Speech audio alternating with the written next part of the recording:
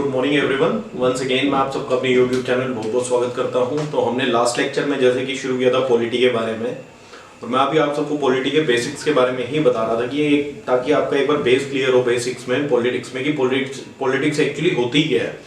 जैसे हिस्ट्री हमें पता है कि हमारा पास्ट है, इकोनॉमी हमें पता है कि लेन देन रहता है या पैसा रहता है कि अमीर गरीब क्या रहता है, ऐसे पॉलिटी क्या होती है। तो पॉलिटी बेसिकली रूल्स रहते हैं और उसके फेलियर में चलान होता है जिसे हम कंप्लेंट कहते हैं। अंडरस्टूड। तो आगे हम स्टार्ट करते हैं। अभी थोड़ा बेसिक है भाई, हमारी इंडियन पॉलिटी का बेसिकली प्रिंसिपल क्या रहता है, और उसके बाद मैं पार्ट्स के बारे में आपके साथ बात करूंगा। ओके, चलिए स्टार्ट करते हैं। अभी सबसे पहले तो सबसे इंपॉर्टेंट टर्म हमारी इसमें रहती हैं जैसे पार्ट्स की, आर्टिकल्स की, सब्जेक्ट्स की। आप सबने सुना भी होगा, और अगर आप कोर्ट्स में या मूवीज देखते हैं तो उसमें बात भी होती है इन चीज़ों की ना। तो पार्ट्स बेसिकली क्या होता है, कुछ नहीं होता, सिर्फ एक सीरियल नंबर होता है। पार्ट सीरियल नंबर जैसे कि आप ये कह सकते हैं 1 to 10 है, या जैसे 11 to 20 है, तो 11 to 20 जो है 10 to 20 की इन बिटवीन रेंज में आ रहा है, तो कैटेगराइज कर दिया बेसिकली। अंडरस्टूड। तो पार्ट बेसिकली कैटेगरी होती है, कैटेगरी डिफाइन की है। आर्टिकल होता है उस पार्ट के अंदर। जैसे अगर मैं बात करूं 11 और 12 की, 11 to 20, 21 to 30, तो बेसिकली आप इसमें क्या कह सकते हैं, ये 10 to 20 की फैमिली है। अंडरस्टूड। ये 20 to 30 की फैमिली है। तो ये इस तरह से पार्ट हो गए, कैटेगरी कर दी।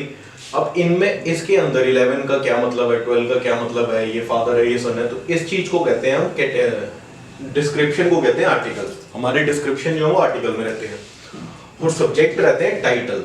जैसे अगर ये रूल रिस्पॉन्सिबिलिटी तो फादर है, तो इसका टाइटल हो जाएगा फादर। अंडर उसके अंदर 11 नंबर मतलब उसकी रिस्पॉन्सिबिलिटी हुई है, 12 नंबर की उनका बर्थ कैसे हुआ है, एंड सो ऑन। तो बेसिकली पार्ट, आर्टिकल और सब्जेक्ट में इतनी ही इंटरलिंकिंग रहती है आपस में कि एक चीज आपको सीरियल नंबर बताती है, दूसरी उसके बारे में बताती है क्या है, और तीसरी उसका टाइटल देती है, मतलब आपको एक हेडिंग देगी। तो ये होती है पार्ट, आर्टिकल और सब्जेक्ट। अंडरस्टूड। तो ये तीन चीजें सेम है। उसके बाद आता है शेड्यूल। शेड्यूल अलग रहता है। शेड्यूल में क्या होता है, कॉन्स्टिट्यूशन के कुछ चीजें रहती हैं जिसमें आप ये कह सकते हैं ब्यूरोक्रेटिक एक्टिविटी और पॉलिटिकल एक्टिविटी का लिंकेज रहता है। अंडरस्टूड। ब्यूरोक्रेटिक एक्टिविटी आप सबको पता है क्या होता है, जो ऑफिसर्स रहते हैं आईएएस आईपीएस, ओके, उनकी एक्टिविटी, उनकी सैलरीज, ओथ। तो जो भी आपकी पॉलिसी रहती है और जो भी ब्यूरोक्रेटिक एक्टिविटी रहती है वो आपकी शेड्यूल के अंदर आती है। पॉलिसी रहती है जैसे कि आपने किसी स्टेट का एरिया बढ़ाना है। फॉर एग्जाम्पल 2000 में जैसे बिहार था सारा, तो बिहार में ही जब 2000 में आपका यहाँ से छत्तीसगढ़ निकला, तो ये जो डिवीजन हुआ ये बेसिकली किसी एक पॉलिसी के तहत हुआ है। वो पॉलिसी जो आती है वो शेड्यूल के अंदर आती है। अंडरस्टूड। न्यू स्टेट बना दी, यहाँ पे आपका छत्तीसगढ़ निकल गया बिहार से, उधर यूपी से उत्तराखंड निकला, तो ये सब चीजें पॉलिसी में आती हैं जो कि हमारी शेड्यूल में आती हैं। इनमें नहीं आती। इनमें बेसिकली इंडिविजुअली आपके एक रोल डिफाइन रहता है, और ये आपकी पॉलिसी की बात करता है शेड्यूल। अंडरस्टूड। इतना समझ आ गया होगा आप सबको। तो इसी के साथ अगर आगे बात करें तो शेड्यूल हमारे, जब जो कॉन्स्टिट्यूशन हमारा फर्स्ट टाइम बना था उसमें 8 शेड्यूल थे, उसके बाद 4 शेड्यूल ओवरराइड हुए, तो एट प्रेजेंट हमारे 12 शेड्यूल्स हैं। इतना ही आपने याद रखना है। 12 शेड्यूल क्या है वो मैं आपको नेक्स्ट वीडियो में बताऊंगा। अंडरस्टूड। तो सबसे मेजर तो आपका ये है कि आपको पहले पार्ट्स, आर्टिकल, सब्जेक्ट, शेड्यूल, इनके बारे में एक बेसिक क्लियर होना चाहिए कि है क्या, जो मैंने यहाँ बताने की कोशिश की है। तो ये अगर आपको क्लियर है तो हम आगे बढ़ते हैं। तो हमारे इंडियन कॉन्स्टिट्यूशन की कुछ चीजें मेजर हैं, कुछ आप ये कह सकते हैं खास बातें हैं कि ये सबसे लेंथीएस्ट है, और आप ये कह सकते हैं कंपैरेटिवली सबसे बड़ा रिटन कॉन्स्टिट्यूशन है इंडिया का। अंडरस्टूड। लेंथीएस्ट और कॉम्प्रिहेंसिव, मतलब रिटन कॉन्स्टिट्यूशन वर्ल्ड में सबसे बड़ा इंडिया का ही है। कारण अगर वो इससे पूछे तो ये डिफरेंट सोर्सेज से लिया गया है। ओके। 26/11/1949 को ये कॉन्स्टिट्यूशन बना था, जब प्रेजेंट किया गया था, जैसे हम कॉन्स्टिट्यूशन डे कहते हैं, जो हमने लास्ट वीडियो में डिस्कस किया था। उस टाइम इसमें आर्टिकल 395 और 22 पार्ट्स एक्चुअल में इतने नहीं थे, ये कुछ अलग थे। ये आज की बात करूंगा तो आज की डेट में आपके इतने रहते हैं ये। अंडरस्टूड। फेडरलिज्म एक इसका स्पेशल फीचर रहता है फेडरलिज्म का। फेडरलिज्म आप सबको मैंने जैसे पहले बताया था, जो हमारा गवर्नमेंट ऑफ इंडिया एक्ट आया 1935, उसमें ये फेडरलिज्म की बात हुई है। अंडरस्टूड। गवर्नमेंट ऑफ इंडिया 1935 में फेडरलिज्म की बात हुई है। ओके। गवर्नमेंट ऑफ इंडिया 1935 में फेडरलिज्म की बात हुई है। फेडरलिज्म बेसिकली क्या होता है, स्टेट और सेंटर का रिलेशन, कि स्टेट और सेंटर आपस में किस तरह से इंटरलिंक्ड है और किस तरह से वो आगे काम करते हैं। सिर्फ और सिर्फ इसका इतना ही मतलब रहता है, आप सिर्फ इतना याद रखिए। आगे मैं आपको इसके बारे में और बताऊंगा, जैसे हम आर्टिकल पार्ट्स और सब्जेक्ट को कंटिन्यू करेंगे तो उसमें आपको थोड़ी ज़्यादा क्लैरिटी होगी। और हमारे कॉन्स्टिट्यूशन में सबसे स्पेशल जो फीचर है वो है special status to states. Understood. अगर मैं इसका एग्जांपल दूं, आप सबने आर्टिकल 370 सुना होगा, तो आर्टिकल 370 जिस तरह से है तो वो एक स्पेशल स्टेटस है, आप कह सकते हैं स्टेट्स का। अंडरस्टूड। सिर्फ कश्मीर में नहीं है, काफी और स्टेट्स में भी स्पेशल स्टेटस दिया हुआ है। तो फिलहाल के लिए आपको इतना याद रहे कि स्पेशल स्टेटस स्टेट्स को जो दिया गया वो इंडियन कॉन्स्टिट्यूशन का भी एक स्पेशल फीचर है। ओके। वो पार्लियामेंट्री फॉर्म है सेंटर और स्टेट दोनों में। इसका मतलब क्या है, पार्लियामेंट्री फॉर्म मतलब इलेक्टेड फॉर्म, मतलब डेमोक्रेसी, कि जो भी पार्लियामेंट में भी लोग बैठे हैं वो भी आपके चुन के गए हैं, जो कि लोकसभा में जा रहे हैं, जो सेंटर में बैठे हैं उन्हें हम कहते हैं लोकसभा, और जो आपके स्टेट में बैठे हैं वो बैठे हैं विधानसभा में। अंडरस्टूड। तो ये पार्लियामेंट्री फॉर्म है हमारी सेंटर स्टेट दोनों में। सेंटर में जो आपके इलेक्टेड हैं उन्हें हम एमपीज कह देते हैं, और स्टेट में जो रहते हैं एमएलए कहते हैं और एमएलसी कहते हैं। अंडरस्टूड। तो ये हमारा सैलिएंट फीचर है इंडिया का।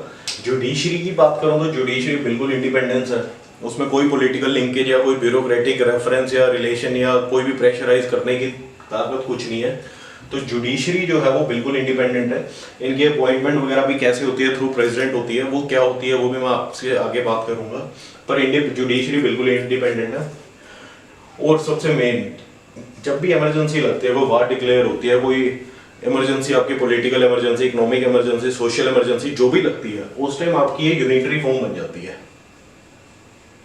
अंडरस्टूड। इसे हम कहते हैं प्रेसिडेंट रूल। सिंपल टर्म्स में अगर मैं बात करूं तो जब आपका प्रेसिडेंट रूल लगता है तो वो basically unitary form of government हो जाती है, कि एक ही रूल करता है। गवर्नर रूल जैसे लगता है किसी भी स्टेट में लगता है। अंडरस्टूड। वो यूनिटरी फॉर्म हो जाती है during emergency, during certain period. Secularism, secularism आप ये कह सकते हैं रिलीजन, कास्ट, जेंडर डिस्क्रिमिनेशन, किसी भी तरह का कोई भी डिस्क्रिमिनेशन नहीं है। तो सेक्युलरिज्म जो है वो हमारा एक खास, आप ये कह सकते हैं फीचर है कॉन्स्टिट्यूशन का। Reservation of seats, SC ST women's का जो भी है, हमने हर किसी को, अगर कोई सोशली लो लेवल पे है या कोई इतना अच्छा नहीं है तो उन्हें रिजर्वेशन प्रोवाइड की गई है। पंचायती राज, जो यहाँ पे हमने पार्लियामेंट्री फॉर्म की बात की है, सेंटर स्टेट में है, वही पार्लियामेंट्री फॉर्म आपका पंचायती राज तक गया है। अंडरस्टूड। बेसिकली पार्लियामेंट्री फॉर्म आप ये इतना ही इलेक्टेड, जो यहाँ पे इलेक्टेड होता है वो आगे आगे बात कर सकता है अपने बीडीओ या जो भी रहते हैं। और एक जो सबसे मेजर है प्रियम्बल। प्रियम्बल क्या है?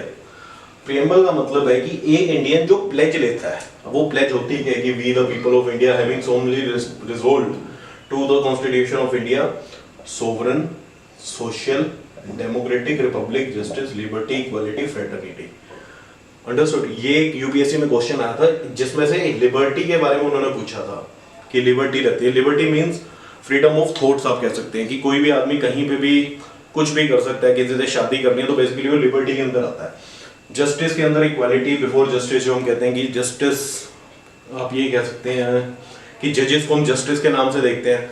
तो यहाँ पे जो प्रियम्बल है वो हमें जस्टिस जो दे रहा है थ्रू जुडिशरी, आप कह सकते हैं जो यहाँ इंडिपेंडेंट जुडिशरी है। Understood. Democratic means elected, social means social equal सारे, सोवरन मींस एक यूनाइटेड स्टेट, इक्वालिटी, फ्रेटर्निटी आपस में भाईचारा जैसे कहते हैं। तो बेसिकली ये प्रियम्बल है हमारा, बट ये किसी कोर्ट ऑफ लॉ में इन्फोर्सेबल नहीं है। आप इसे कहीं अपना लीगल राइट नहीं कह सकते, ये सिर्फ एक कर्तव्य है, प्लेज है। ओके, ये सबसे जरूरी है। कई बार ये आ जाता है कि फंडामेंटल राइट्स और प्रियम्बल और एफडी, फंडामेंटल ड्यूटीज में इन्फोर्सेबल टू कोर्ट क्या है, तो सिर्फ फंडामेंटल राइट्स जो है वो आपके enforcement in court of law, वो भी तब तक है जब तक इमरजेंसी नहीं लगती। अंडरस्टूड। तो ये चीज है हमारी प्रियम्बल की, ये आपको याद रखनी चाहिए। तो ये सब चीजें जैसे हमने कवर की हैं, तो इसके बाद हमारा जो मेन टॉपिक आता है कॉन्स्टिट्यूशन का, जो हमने यहाँ पे पार्ट, आर्टिकल और सब्जेक्ट की बात की है। ओके, तो अगर मैं इसकी बात करूँ तो हमारे जो मैंने यहाँ पे बताया था 22 पार्ट्स हैं, 395 आर्टिकल और सब्जेक्ट हमारे रिस्पेक्टिवली रहते हैं इनके। जैसे यहाँ पे सब्जेक्ट सिर्फ और सिर्फ टाइटल रहता है, बट अगर आप गूगल करके देखें तो पार्ट हमारे 25 और आर्टिकल 448 है। ओके, कुछ ऐड ऑन हुआ है, कुछ इन्हीं में ही निकले हैं। तो अगर वैसे मैं बात करूं तो 448 आर्टिकल्स हैं और 25 पार्ट्स हैं टोटल। तो पार्ट्स क्या हो गए, बेसिकली कैटेगरी होगी कि 25 है जैसे, तो उसके नीचे कुछ है जैसे, चलो डायरेक्ट बात ही करते हैं। और शेड्यूल हमारे जो मैंने यहाँ बात की थी 12 है, तो शेड्यूल हमारे यहाँ पे 12 है। अंडरस्टूड। तो अभी बात करते हैं आर्टिकल की। तो आर्टिकल 25 है, ओ आर्टिकल 448 है, पार्ट्स 25 है। तो बेटर क्या रहेगा, हम पार्ट्स को पकड़ के चलें।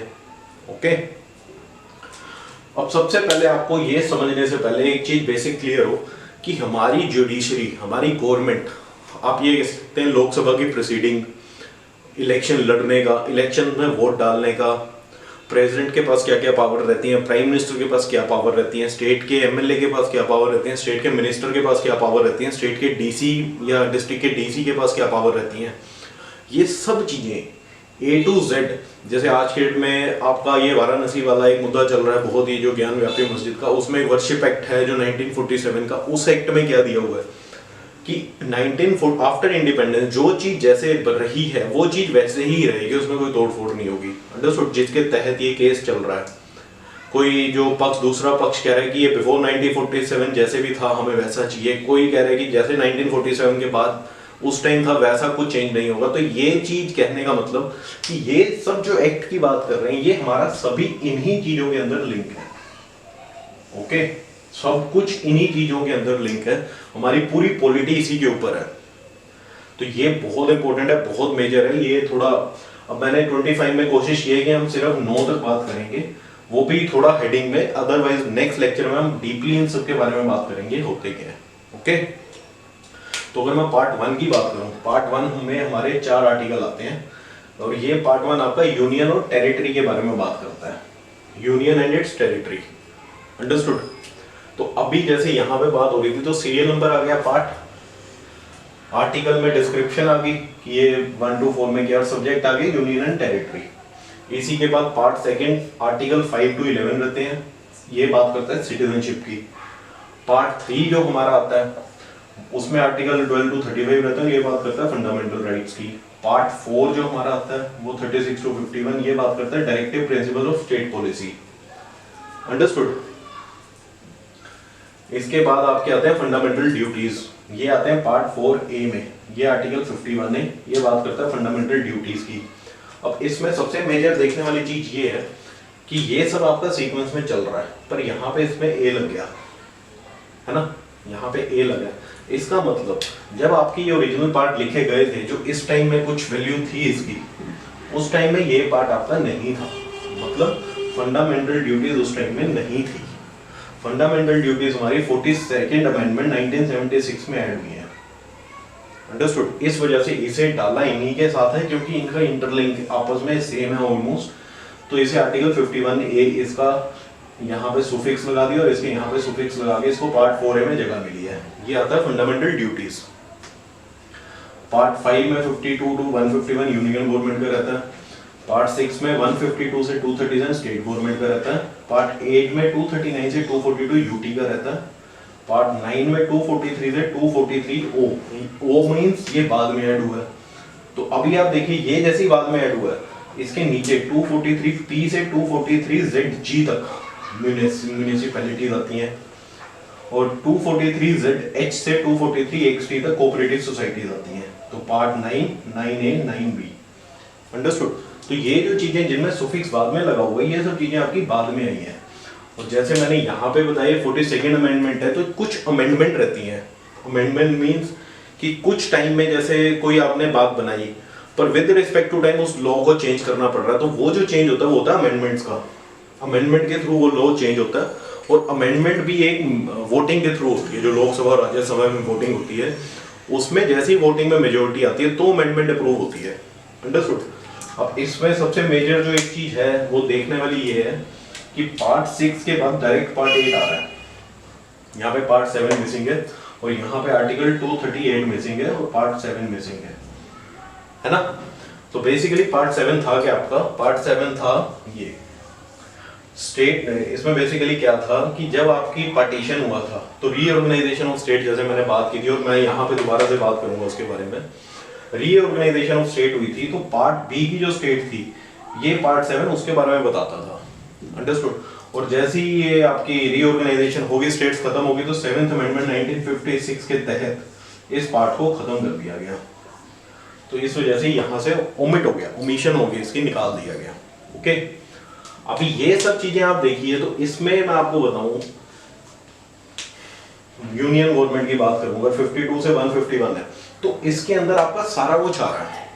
52 आर्टिकल है, जैसे आपको बताता है कि पोजीशन ऑफ अ प्रेसिडेंट, वो आपको ये अगर आपसे कोई पूछे कि यहाँ पे प्रेसिडेंट क्यों है, तो आर्टिकल 52 के तहत इंडियन कॉन्स्टिट्यूशन में दिया गया है कि एक प्रेसिडेंट की होना जरूरी है। उसी के आगे उसके इलेक्शन के आर्टिकल 53, 54 में दिए इलेक्शन के बारे में, एलिजिबिलिटी के बारे में, रिमूवल के बारे में। तो ये सब चीजें आपकी, उसी तरह प्राइम मिनिस्टर का, गवर्नर का, ये सब आपके आर्टिकल 52 से 151 में है, जो कि पार्ट 5 में कवर हो रहे हैं। इसी तरह स्टेट के बारे में है, 152 से 237 कि स्टेट में गवर्नर होना चाहिए, चीफ मिनिस्टर होना चाहिए, और अपॉइंटमेंट ऑफ मिनिस्टर्स होने चाहिए, कौन कौन सा पॉलिटिकल लेवल पे हो सकता है। यूटी में आपको जैसे पता है सिर्फ 7 या 8 ही यूटीज हैं, तो 239 से 242 सिर्फ 2 ही आर्टिकल हैं। यूटी में आपको दिया गया है कि यहाँ पे गवर्नर होना चाहिए, सीएम नहीं होना चाहिए। 2 यूटीज हैं, जैसे दिल्ली है उसमें आपका, और जो अभी नई जम्मू बनी है उसमें आपका प्राइम मिनिस्टर, चीफ मिनिस्टर भी रहता है, गवर्नर भी रहता है। तो ये सब चीजें आपकी आर्टिकल 239 से 242 में दी गई हैं, पंचायती राज का इनमें दिया हुआ है।